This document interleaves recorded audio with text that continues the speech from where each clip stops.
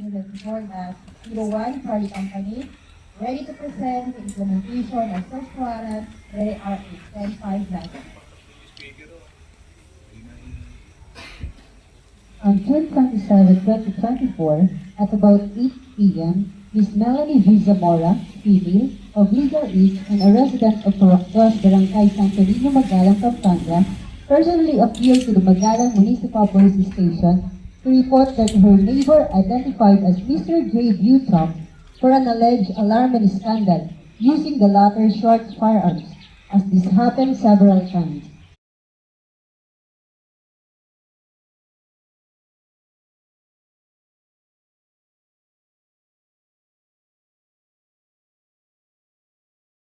Especially if Mr. Butop was drunk or engaged in drinking intoxicating liquor in his residence.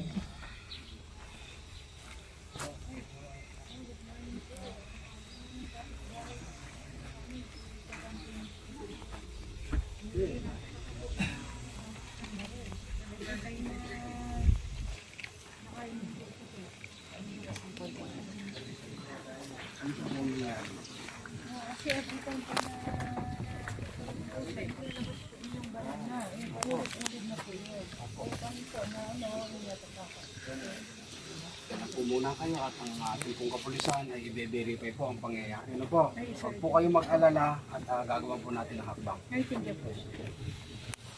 Intel, i-on mo yung i-surveillance mo yung lugar. Yes, sir.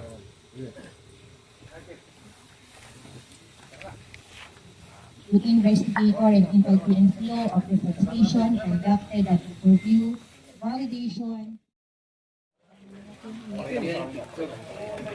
Ano mo, ito nga ng baril yan, marami siyang blatter dito. Sige po, kung ano po makakuha po ng mga detalye po.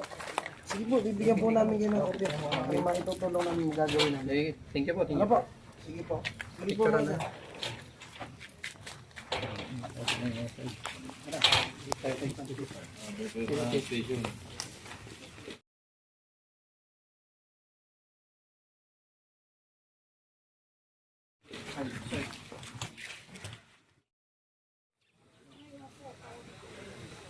Natatandaan po nyo, meron po ba sa mga dating record?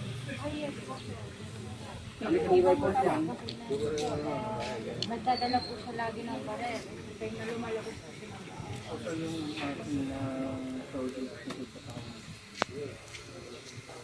Sige po ma'am, ito po dokumento ninyo, yung datos ninyo, pupunta po tayo sa korte para mag-upload po ng search warrant para maging valid po ang ating pag-aresto po sa kanya, kasama po natin ang ating Intel PSO po. Ano po? Sa lalo madali tayo po. Tama rin yung silvan. I-deputy po para Tama na rin si Secretary para sa kalat. Yes sir. The police major Bonifacio P. report to the police of Magalang NPS, wherein he immediately instructed the duty investigator to request part of the reputation to check if Mr. Butop are licensed to own and possess the firearm of any registered gun holders of any kind of Deputy COP, investigator of Ms. Melanie V. Zamora, is only proceeded at branch 150 RTCP, City of San Fernando, Pampanga, filed for an application of Kasama rin po namin ng deponent and Intel at lahat po ng nakuha namin, nakolekta namin mga datos, ipiproceed na po namin para kay Honorable Iker Luis, presiding judge of RTC3 Angeles City, Pampanga, after thorough examination of all the facts and testimony of the defendant, in finding in probable cause and granted the application for search warrant. Huwag niyo nang pahabain yung sasabihin. 5 to 7 minutes lang tayo. Mauubos yung oras natin. Opo, Your Honor. Tapos dapat yung narration na sa malapit. Meron pa ba akong pipirmahan dito? Manumpa. Taas ka nga. Deponent. Wala? Oo. Sige. Hindi, lahat mo. Tsaka Intel yung Intel at tsaka yung... Sige na. Oh, kayo ba ay nanunumpa? Anong sasabihin ko dito? Okay na? Opo. Opo.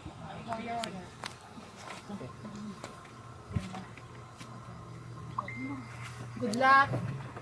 po. At On your operation, pagka officers. na-serve po namin ito, Your Honor, na maayos, umasa po kayo na magko-compliance returns po kami and then yung motion for routine confiscated evidence po, ma'am. Okay, sige. Good luck, officers. Sige, ma'am. Balik na tayo kay... Nakasakit na yung dalawa. Balik na tayo kay...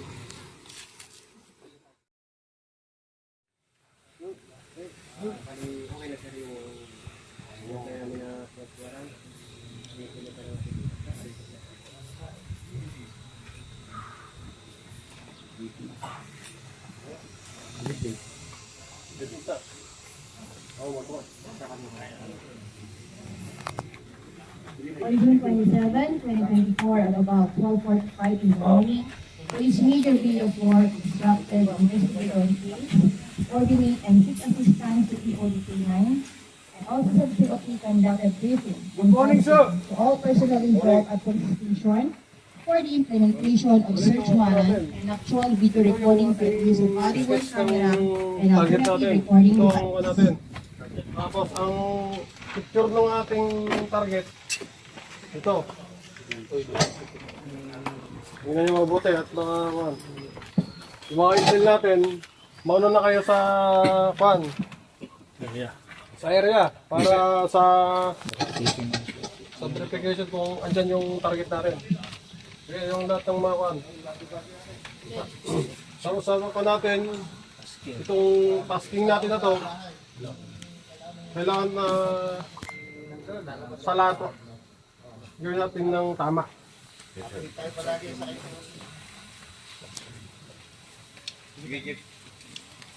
Afterwards, dispatch to the police blotter and proceed to the area using marked vehicle. Thank you. Fixing, searcher.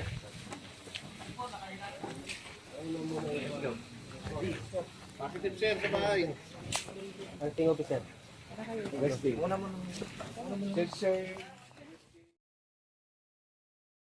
At 1:30 in the morning on Sunday, the operating team arrived at the house of the target person and immediately coordinated to withdraw Barangay Santelino Bagalang Pampanga and seek assistance of Representative Honorable Torres, Barangay Chairman, to witness the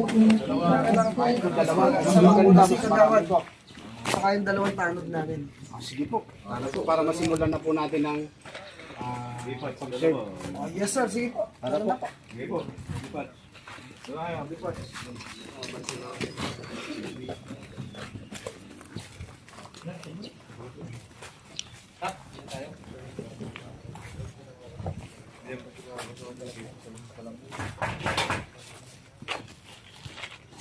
Ma'am, magandang araw po. Kami po ang Police Captain Bagali, Deputy Chief of Police, introduced his team of police personnel of Bagalang MPS. Read and inform the subject person the contents of the search warrant in front of the subject person. Read also a copy of the search warrant. Dito po, natutulog. nandito po kami para i-salahin po ang sabi ng korte na serve ang search warrant na ito. Lahat po kami sa report namin na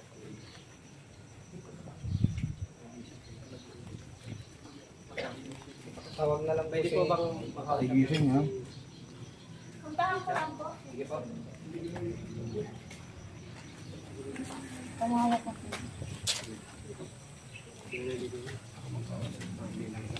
Tinawag ko na po. Sige po.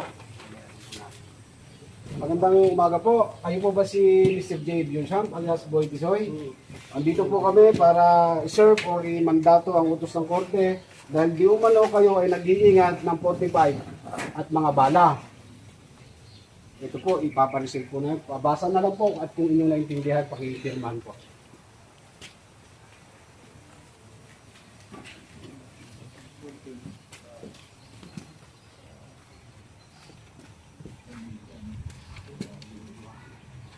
At bilang pang start po, papakita po namin sa inyo, sa mga relative ninyo, nakakapkapan po natin ang dalawang searcher, titingnan natin kanilang mga pulsa, kung meron tong daman, and then sa harap po ng kapitan. Bali yung searcher Afterwards, dito. the team leader inspect the two searchers showing the relatives and barangay. wala. Elected officials who were present in the implementation that the searcher's pocket were cleared before entering the house of the subject person. Okay po ma'am, nakita nyo naman po na sila po ay malinis na papasok sa inyong bahay. Pwede naman kami pumasok. After which, searchers together with relatives of suspect, representative of barangay elected official, EOD K9, and videographer, body-worn camera, and alternative recording device entered to the house of the subject person to start the search.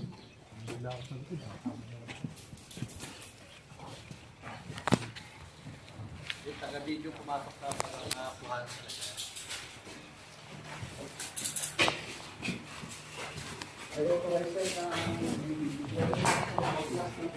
Dad, positive, dito yung baril. Yun. Ito, pa-picture ako para ano.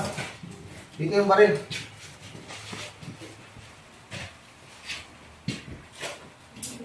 During the course of the search, the searcher discovered in the subject cabinet indicated in the search warrant one caliber 45 pistol of serial number inserted with magazine Hey, loaded ikaw with kulang 5 dokumento ba ka dito, ammunition. Jay? You chap? Wala kang kakulang dokumento dito sa baril na to? After the discovery of the firearm, the searcher ordered the subject person to produce any pertinent documents of the said firearm that failed to do so. Wala mesa. You have the right to remain silent. Any statement you make may be used for or against you. in any court. Immediately, arresting officer arrested the subject person and informed his violation for RA 10591 and his constitutional rights under the law. Service of counsel, the government will provide one for you. Do you understand these rights? Yes.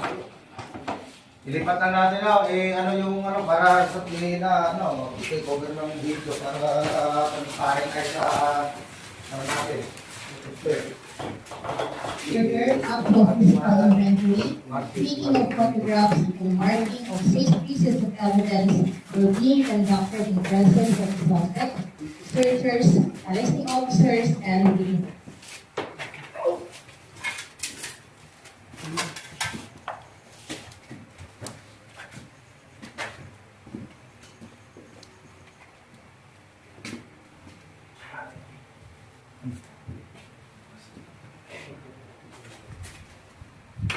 Tanggalin kung labis ko ang dumitis.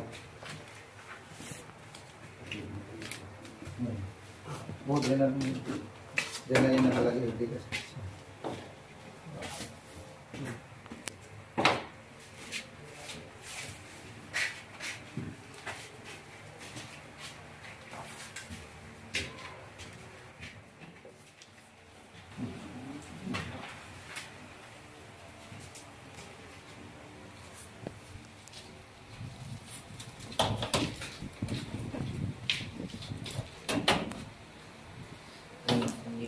Dito yung kurikuluan.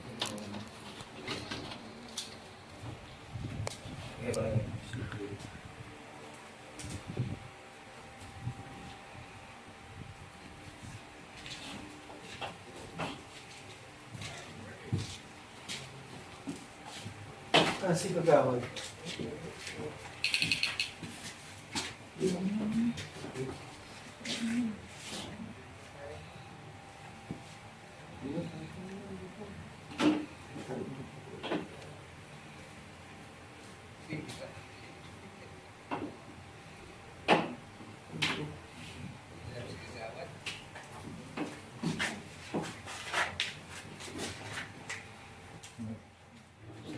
Certificate of Order Research.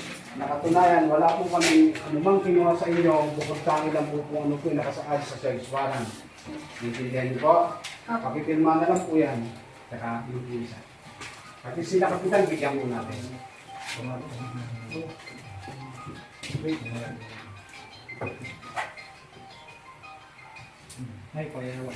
Papay, kopya niyo yan, madam.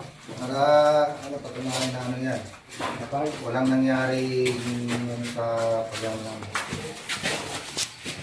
The inventory system is worldwide and design that inventory Dito lang po kayo sumunod na po sa legally, peacefully, and organized. All participated pieces of evidence were properly turned over to investigator and paid for proper disposition. implementation of search warrant, the operating team returned to Magalang MPS together with the arrested suspect and confiscated pieces of evidence.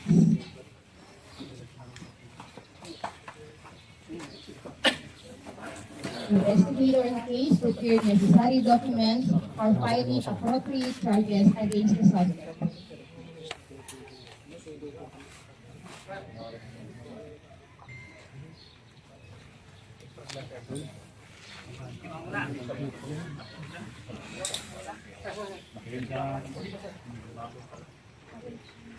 And likewise, arrested suspect brought at the nearest hospital for physical examination and was escorted by the arresting officer.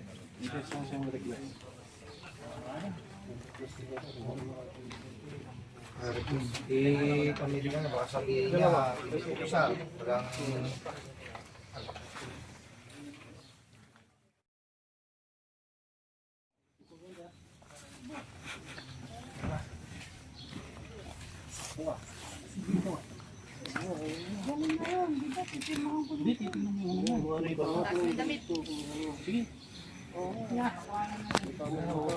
Wala namang bugbog yan. No?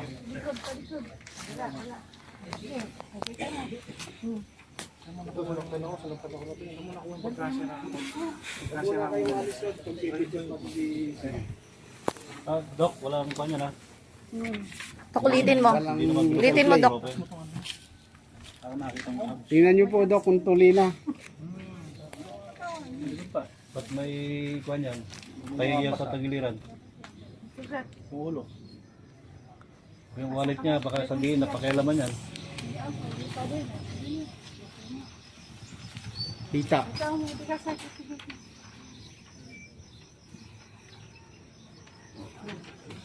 Thank you, Doktora.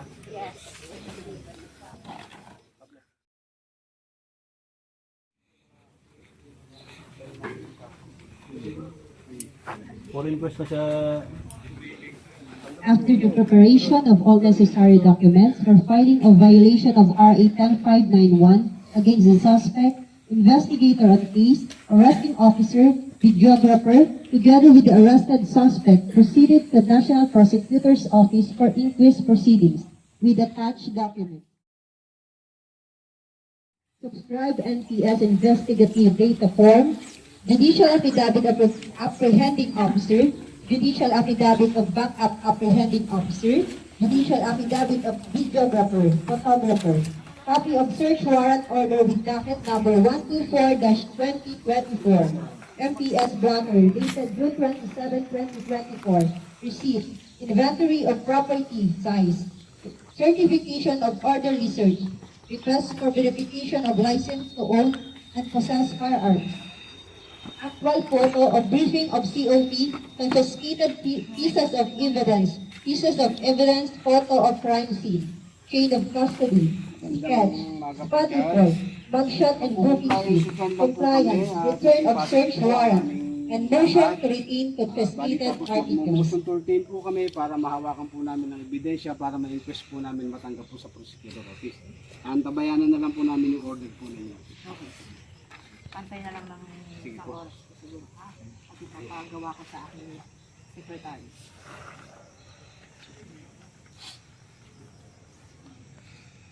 Ito yung motion nila.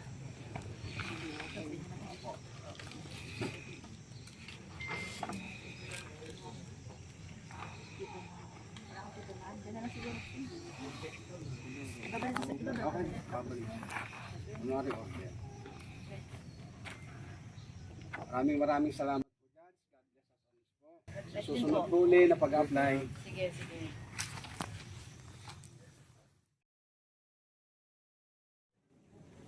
That ends our presentation. Thank you, sir.